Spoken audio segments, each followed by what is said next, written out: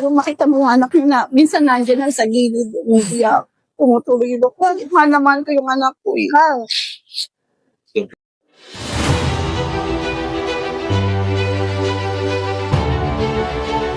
Okay guys, isa na muling mapagpalang umaga, tanghali, gabi po sa inyo lahat. Sana po ang lahat ay nasa mabuting kalagayan at ligtas po sa anumang kapahamakan. Saan man po kayo dako ng mundo naroroon. Ako po muli ang inyong lingkod, Mesro 21 TV, at sa ating video ngayong araw na ito mga kalingap, tayo muli po ay magbibigay ng ating panibagong kuro-kuro, komento, opinion at reaction tungkol nga po dito sa lumalawig lumalawig po na issue o pinag-uusapan na issue tungkol po dito nga sa EDSA, mga kalingap, okay? So, ang parang bagang ang gulo-gulo na, naging sanga-sanga na po.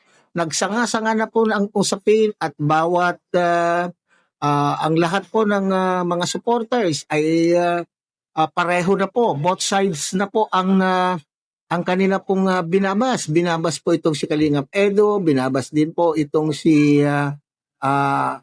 Baby Beyonce. At the same time, damay na rin po ang kanya pong pamilya. So hindi natin malaman mga Kalingap kung sila ba po ay mga solid na mga Edsinian or na supporters.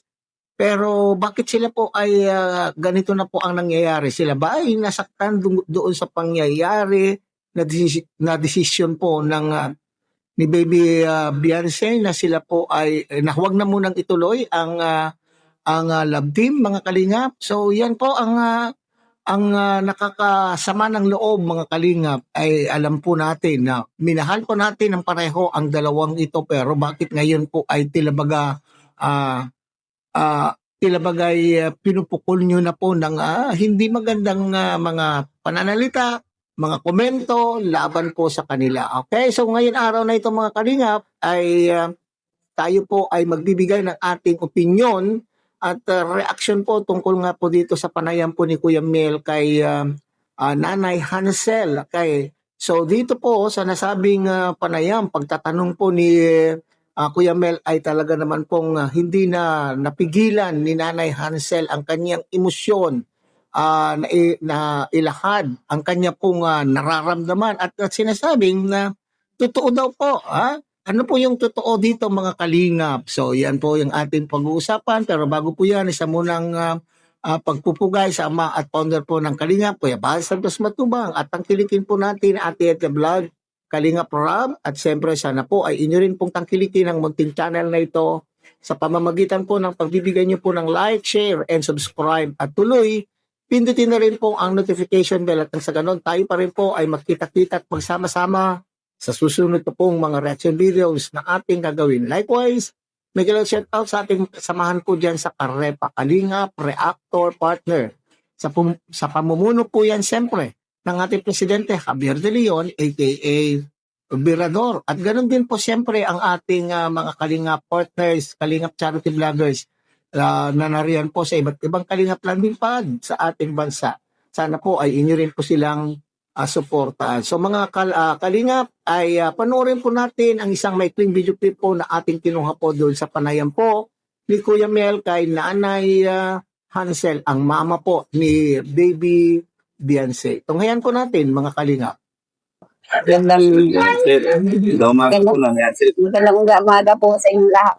Ito po meron lang konting katanungan regarding po sa statement nyo sa Facebook. Ay, opo.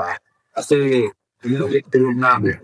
Minabasa ko yung ganda. Baka ano ito dati? Galing nyo yun. Yan ngayon po, yan may tanong ko. Yan po ang nagtulak sa inyo. Bakit kayo ng ganun sa statement? Unang-una po sa lahat, kasi humihingi pa ako ng sage ko kung ano man po ang nagawa ko kung kasi sa totoo lang po, bilang magulang, bilang isang ina po, parang masakit po talaga sa loob mo. Pag yung anak niya, nariringgan mo ng mga masasakit po na salita, lalo-lalo na po nasa iba. So po, po talaga, hindi po natin maiiwasan na hindi natin po pwede usapan yung mga basher na ma-please na ganun. Kaso bilang ano natin, bilang nanay, masakit po para sa akin.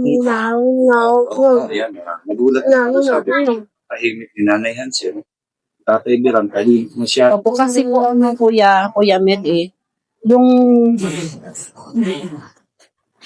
ayun, yung ano po, yung makita mo yung anak mo na naghihirap po. Totoo lang po. Totoo lang po. Ano, yung makita mo yung anak mo na minsan nandiyan lang sa gilid, umiiyak, tumutuloy ko. Mahal naman ko yung anak ko.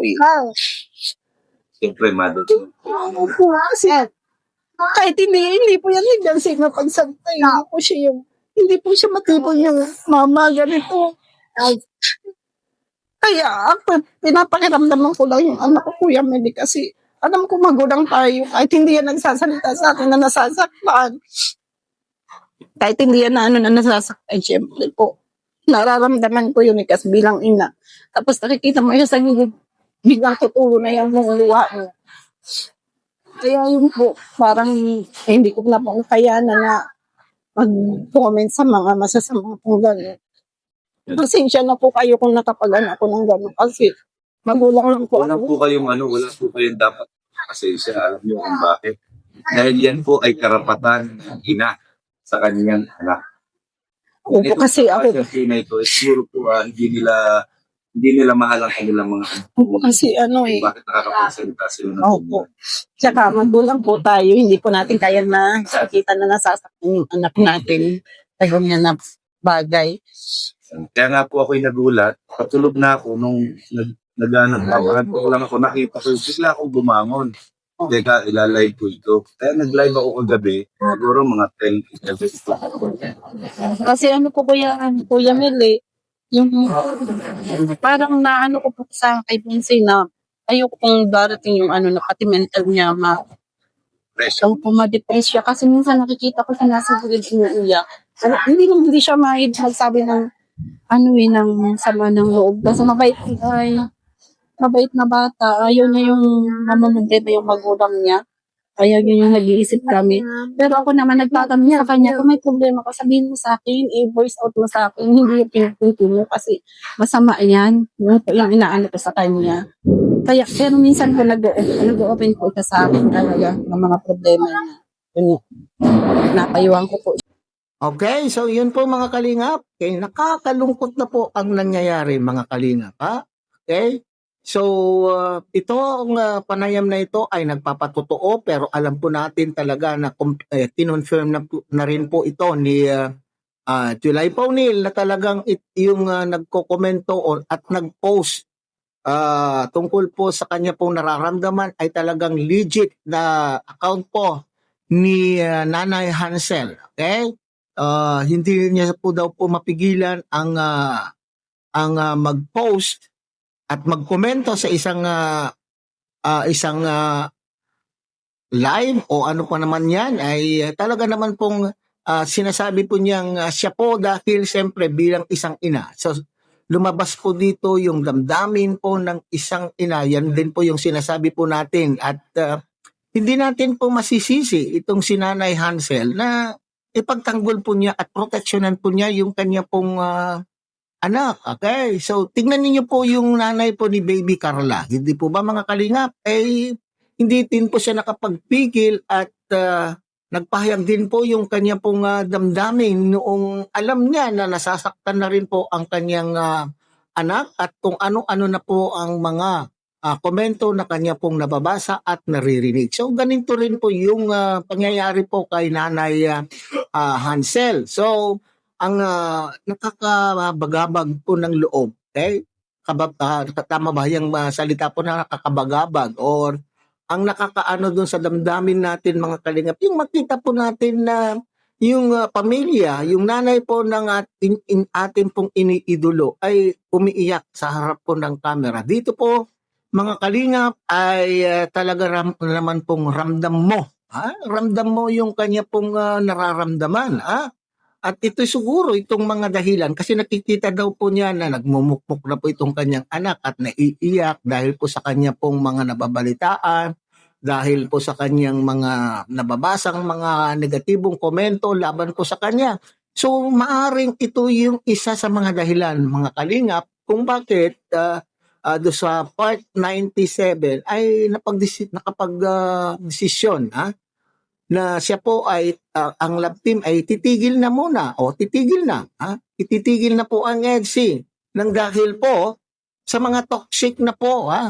Toxic na pong mga nagkukomento na wala naman pong mga alam, hindi naman po nila alam ang sitwasyon, wala naman po sila dun sa feeling po ng ni Baby Beyonce, pero kung makapagsalita, akala mo, alam na alam po nila ang mga pangyayari. Alam po ninyo, wala tayong sapat na kaalaman na tayo po ay magsasalita ng ating mga nakikita at nagbabase lamang po tayo sa ating mga nakikita sa mga vlog. Wala tayo doon sa punto na tayo ay kahalubilo ng mga taong involved dyan sa ating mga pinag-uusapan. So sana naman po ay hinay-hinay po tayo. Maging hinay-hinay po tayo sa ating pagbibigay ng mga opinion. Walang masama po sa pagbibigay ng opinion, pero hinay-hinay lang naman po. At isipin po naman natin na ito ay hindi makakapanakit sa damdamin po ng ating pong kapwa. Hindi po ba, mga kalingap? So, dito ay na-appreciate ko doon sa paghihingi. Na-appreciate ko po itong si Nanay Hansel. Doon sa paghingi po niya ng paumanhin kung bakit po siya ay nakapag-post at nakapag-komento. Pero alam po niyo, Nanay Hansel, wala kang dapat ipaghingi po ng pasensya. Okay? Kung atin pong babalikan at babasahin at intindihin yung kanya pong naging post, ay wala po doon masama, mga kalingap. Para sa akin ay wala akong nakikitang masama doon sa kanya pong naging post at naging komento. Bagkus ay ito ay para bagang nanghihingi, nagpapaliwanag at naghihingi ng pagkaintindi na sana naman ay wag naman pong ibas ang kanya pong anak. So ito ay karapatan ng isang ina na ipagtanggol. Parati natin sinasabi po yan, karapatan po ng ina. Pero dito ay kung halimbawa man po ay mayroon pong nadamay sa kanya pong post dahil maraming mga usap-usapan, maraming mga buzzers ang nag-react tungkol po dito, kaya po yun po siguro yung ipinaghihingi po ni Nanay Hansel ng paumanhin. Pero sabi ko nga ay wala naman pong hindi magandang sinabi, kaya wala pong dapat ihingi ng pasensya doon sa kanya pong naging post. Okay? So sana po kung tayo itong mga EDSIN yan, okay?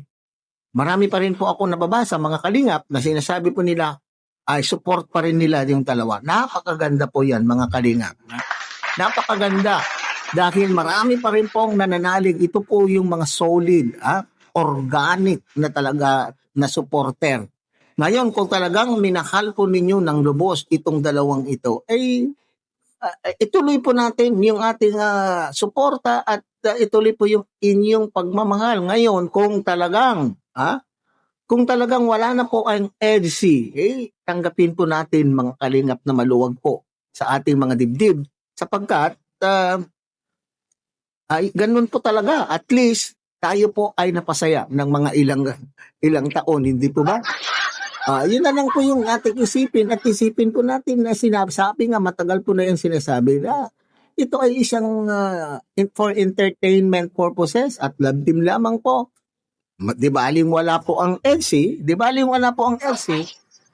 Basta sa totoong buhay, baka malay natin kung talagang sila. Hindi po ba, mga kalingap, mawala man po yung EDSI na vlog.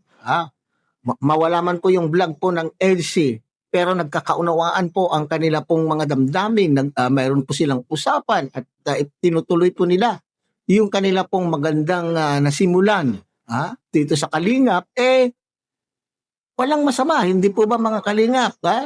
Yun po yung ating manalig po tayo kasi kung talagang sila po, maski mawala man po yung vlog, tuloy-tuloy pa rin po, di ba mga kalingap? So hanggang dito na lamang po tayo mga kalingap. Muli tagkilikin po natin Kuya Bal Santos Matubang, Ate Ed na Vlog Kalingap Rob, at siyempre sana po inyo rin po tagkilikin ang munting channel na ito sa pamamagitan po ng pagbibigay niyo po ng like, share, and subscribe, at tuloy pindutin na rin po ang notification bell. At nang sa ganun tayo pa rin po ang magkita-kita sa susunod pa po ang mga reaction videos na ating gagawin. Muli isang mapagpalang umaga, tanghali, gabi po sa inyo lahat. Mabuhay po kayo at God bless everyone.